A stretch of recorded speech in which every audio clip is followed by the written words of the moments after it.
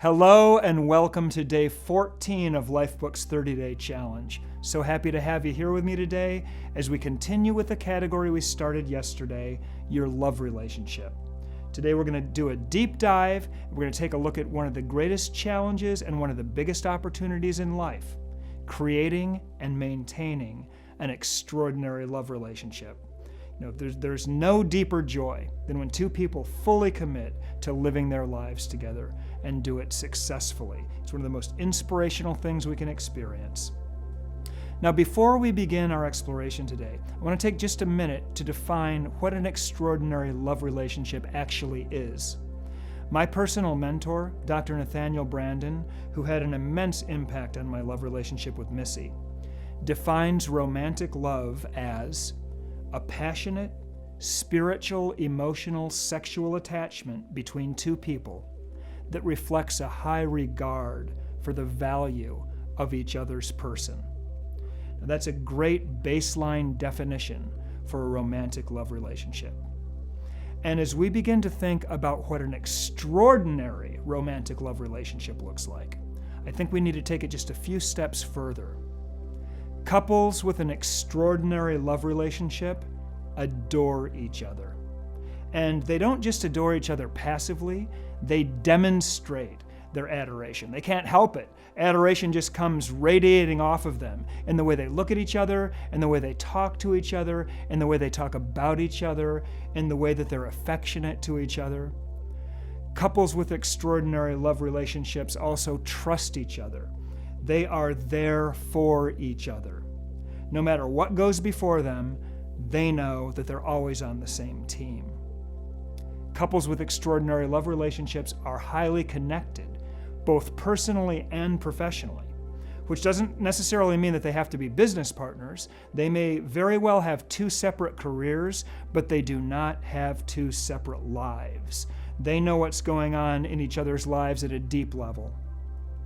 Couples with an extraordinary love relationship communicate honestly, easily, and openly.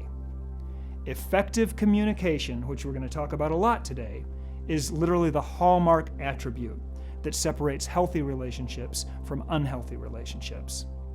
And finally, couples with an extraordinary love relationship tend to put each other first. They tend to value each other above everything else. They're the single most important thing in each other's lives. So, an extraordinary love relationship, as we define it in Lifebook, is a passionate, spiritual, emotional, sexual attachment between two people who adore each other, who trust each other, who are highly connected, who communicate effectively, and who value each other above all else. Now, it is extremely rare that you're ever going to see an extraordinary love relationship like that. Matter of fact, you can go through an entire lifetime and never see one. I was 30 years old before I ever saw one. And outside of the Lifebook community, I've only ever seen two love relationships that fit our definition. I've seen a bunch of them in the Lifebook community, but that's because we know how to do it. It's not impossible for you. It is a very, very difficult thing, and it's a very rare thing, but it is possible. There's a recipe for doing it. And today we're going to explore what that recipe is. We're going to examine how an extraordinary love relationship like that is created. And specifically, we're going to identify some strategies that you can use to make it happen in your own life. Okay, let's begin this exploration with an age-old principle that you're going to hear more than once during the course of this challenge. It's been taught by many of the greats of philosophy, the greats of religion and human potential. We call it the principle of habitual behavior. The principle of habitual behavior says your habits shape your life and define you as a human being. The dictionary defines the word habit as an automatic pattern of behavior, which is acquired through frequent repetition. Now, if you take a look at the areas of your life where you're doing really well, where you're crushing it, you're going to discover that it's because of your good habits, period. And likewise, the other side of that coin, if you look at the areas of your life where you're doing poorly, where you're failing or under-delivering, it's likely going to be because of some bad habits somewhere. And nowhere does this principle apply more directly and more obviously than in your love relationship. Simply put, the quality of your love relationship comes down to the quality of your love relationship habits, for better or for worse. Here is the most common story that we've encountered over the years among couples who've been married for a long time, and this is a sad one, but this is literally the common story. When we were first together, it was magical. We couldn't get enough of each other. We spent as much time together as we possibly could. We'd stay up all night long and talk for hours. We never got tired of it. We never got tired of each other. We laughed. We had fun together. We did special little things for each other all the time. The sex was awesome. We were head over heels in love, totally passionate about each other. Then the kids came, and our careers heated up, and now we just don't have as much time to spend together. But that's normal, right? We used to put each other first in everything we did, but now it seems like everything else comes first before our love relationship. The kids, our jobs, our friends, church, sports, those special little things we used to do for each other to spice things up have kind of faded. For instance, we used to care about how we looked when we were alone together, when it was just the two of us, but now we don't pay too much attention to that anymore. Truthfully, we spend more time making ourselves look good to go to work than we do for each other. We used to be openly, publicly affectionate to each other. Couldn't help it. Couldn't keep our hands off of each other. But now the electricity that was in the air during those early years is gone. Our sex life is okay, when we make time for it, but not even close to what it used to be. Don't get me wrong, we still love each other, but we're so busy that we hardly get to spend any time alone together, any intimate, deep time with each other. And when we do have time together, we tend to be so exhausted by the rest of our lives that we just don't have a lot of energy left for each other. But that's normal, right? Yeah, it's normal. It's totally normal. It's probably the most common story there is. It's average, it's mediocre, and it's the result of mediocre habits.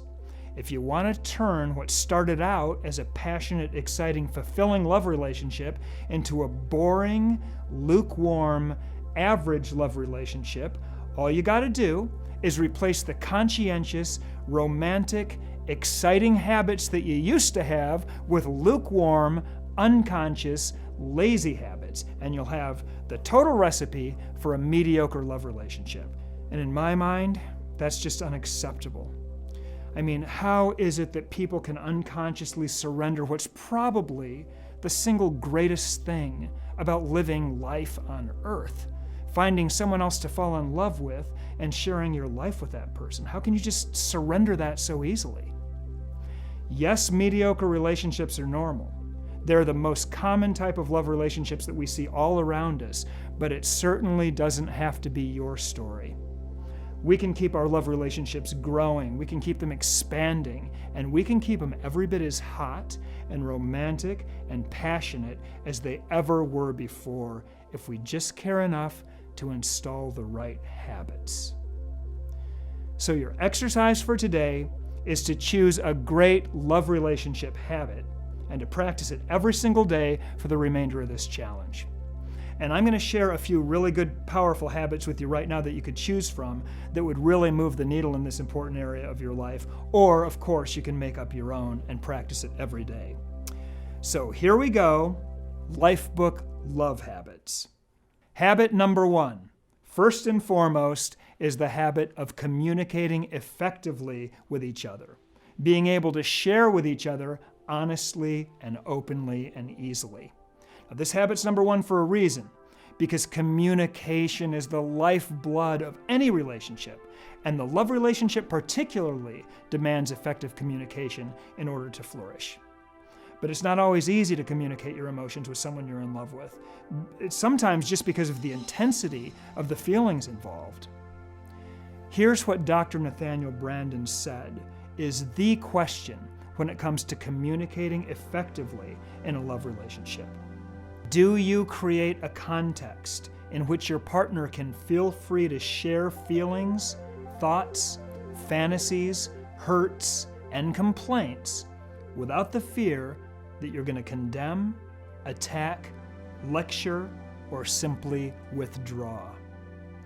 Now I'm going to repeat that because it's quite possibly the most important single question you could ever ask if your goal is to create a healthy, happy love relationship. Do you create a context in which your partner can feel free to share feelings, to share thoughts, fantasies, hurts, and complaints without the fear that you're going to condemn, attack, lecture, or simply withdraw? If a couple can't answer yes to that question, and the vast majority of couples can't, we don't have to wonder where the difficulties in their love relationship comes from. If a couple can't communicate effectively, they're not even in the game when it comes to creating an extraordinary love. Now, that doesn't mean that we should expect our partner to be in total agreement or completely overjoyed with everything that we feel or say or do or share. Life just doesn't work that way. But we've got to be able to express ourselves in an atmosphere of trust and respect and acceptance. And that's exactly what our partner needs from us, too. The habit of effective communication is foundational to an extraordinary love relationship. So during this challenge, you could choose that one and work on it every day. Next is the habit of demonstrating your love. As we say in the Lifebook program so many times over and over and over, love requires action. Passion and desire and romance require action. It's not just enough to experience these feelings internally. They've got to be consistently, habitually expressed in deeds. Plan romantic dinners. Send flowers for no reason. Send a romantic text or a sexy text to each other. Be affectionate. Touch each other. Kiss each other. Tell your lover that you love her, that you love him all the time, that she's beautiful, that he's awesome. Do special little things to light each other up, and do it all the time. Here's a little example from my own life. I take a nap every afternoon after lunch. I have for years. And every single afternoon when I come downstairs, Missy's made coffee for me. She puts a little cream and sugar out, and she leaves a love note every single day. It's a little action. Takes her probably 60 seconds, I don't know, but it's big for me. It means I care about you every single day.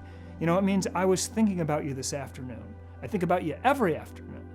Every single afternoon when I come down and see my little cup of coffee and her love note, I think about her caring for me. I think about her loving me. 365 days a year. That's a little thing, but that's awesome.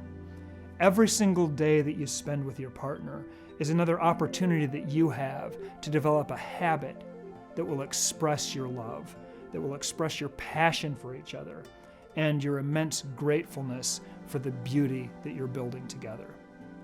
Here's the next love relationship habit I want to share. The habit of really paying attention to your partner. And this is a very, very overlooked habit in most love relationships. When you're working and your wife walks into the room, stop. That is the love of your life standing right in front of you. So be there and ask yourself, how's she feeling right now? Is there something that she needs from you right now? What can you do to light her up in this moment?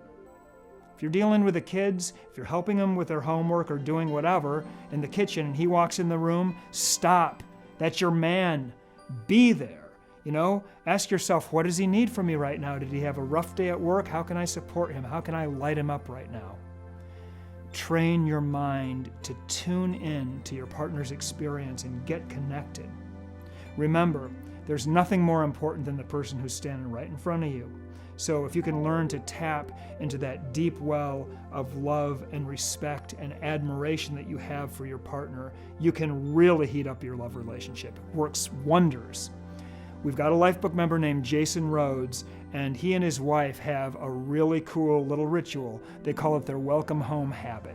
And this is another one of those small but very big rituals that takes place every single time one of them arrives home for the day. They stop everything, doesn't matter what's going on, and they welcome each other with hugs and kisses. For the next 5 minutes, nonstop, it's full-on attention. And we're not talking about just, hey babe, how did work go today? They demonstrate full, undivided attention for each other every single day when they see each other after work, 365 days a year. That is awesome. Our next love habit is one of the most powerful love habits of all, the habit of carving out sacred time to spend together and never missing it. You could create a daily connection ritual like Jason's welcome home ritual, or Missy and I have this ritual we call our ring walk. Every single day after work, we spend at least a half hour, if not an hour, walking around our garden and just reconnecting with each other and catching up from the events of the day. It has been amazing for our entire relationship. We also have a weekly date night. In my experience, this has been probably the single most important love strategy that we've ever employed.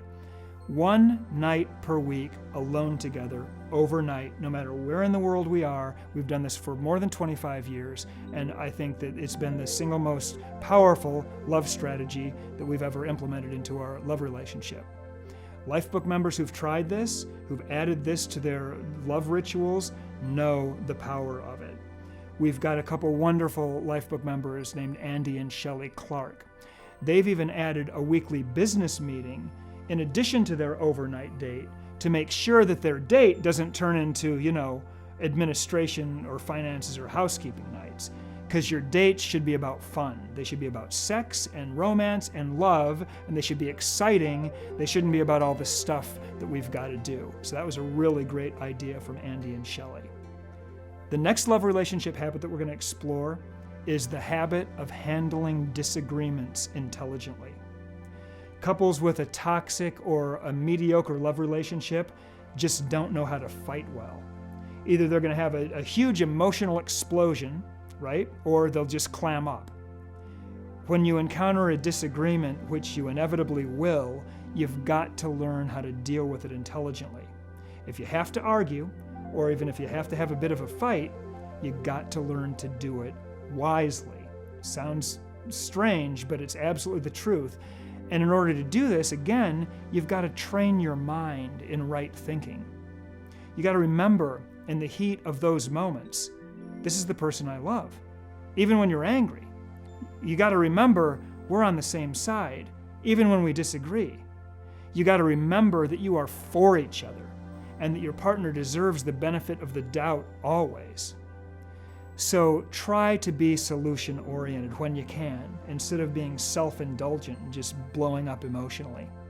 If you can't bring compassion and understanding and empathy in that moment, which you sometimes can't, it is the way it is, maybe just move away from each other and give each other a little space to cool down. And this is something that Missy and I have done over the years. It's awesome.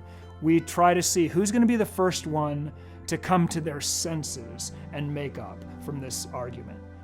Make that a habit. And that person is a hero in our book. The first one that can apologize after the argument. It might take a minute. Sometimes it takes an hour. Sometimes it takes longer than that. But to be the first one to say you're sorry and to mean it is an awesome thing. So you could make that a habit, to take responsibility for your part of a disagreement or an argument. Because, let's face it, these are usually not completely one-sided, right? The last love relationship habit that we'll explore is the habit of keeping your love life exciting. Holy cow, does this one go out the window after a few years usually. Don't allow yourself to stagnate in this relationship. Experience the thrill of life together continuously. Strive to do new things together so you can keep growing and learning together. Try new restaurants, or a painting class, or a foreign language, or learn to make sushi, or blow glass art, or take a wine tasting class together. Have great conversations about the book that you're reading or the program that you're listening to. Take some trips together. Bring adventures into your love life. I'll tell you, travel has been a huge part of my relationship with Missy. We've been to over 90 countries. We've had amazing, unforgettable, totally outrageous experiences together that has just taken our love life to the next level, year after year after year. Infuse sensuality into your relationship consciously. Keep it hot. Bring some consciousness to it, Plan out your date nights. Light some candles. Put on some awesome music. Use aroma. Use, scented oil or perfumes. learn sensual massage, dress up for each other. Like I said, most people stop caring about how they look after they've been married for a few years. They just don't see any reason to go through any trouble for each other. They don't want to expend any energy. And then they wonder why their partner isn't turned on anymore, right? Don't do that. You want to keep things fresh. You want to refuse to surrender to a stale existence like so many of the couples that you see around you. Refuse to be boring. Be an exciting, passionate person and bring all of that energy to your love relationship. And then you're going to have an exciting, passionate love relationship. So those are just a few great habits and practices that you could employ in your love life. And your exercise for the day is to pick one or to make up your own and practice it for the rest of the challenge. What's that one thing that if you employed it in your love relationship, if you did this thing differently, has the power to really begin the transformation of your love relationship? Is there a nourishing, positive habit that you could start to implement today? Or possibly a draining, negative habit that you're running over and over and over that you want to eliminate? Choose at least one great love habit and install it into your relationship. Or choose a negative habit that you want to get rid of and eliminate it. Extraordinary love is so rare. You very rarely see it. It doesn't come easy. It doesn't come free. It requires diligent action and a high level of combined consciousness from both of you. And it's got to be earned through great habits. Automatic patterns of behavior which have been acquired through frequent repetition. No matter where you are in this wonderful, incredibly important area of your life, you really do have the potential to create an extraordinary love relationship if you simply do the things habitually that an extraordinary love relationship requires. Well, that's it for day 14 of our 30-day challenge. I hope you really enjoyed this category as much as I did. I love this category. It's one of my favorites. Tomorrow, you're in for an eye-opening experience as well. We're going to explore a category that's simultaneously crazy and fun, difficult, demanding, but also joyful, and truly one of the most important categories of life. Tomorrow, we're going to be exploring the wild, wonderful world of parenting. Now, you got to tune in, even if you don't have kids. This is going to be a very important category for you, as you're going to discover, because parenting is just an indispensable part of the human experience, and it's one that deserves a deep, hard look and understanding from all of us, whether or not we have kids. So I'm really looking forward to that. Until then, keep up the good work, have a lot of fun with your love relationship exercise, and I'll see you tomorrow.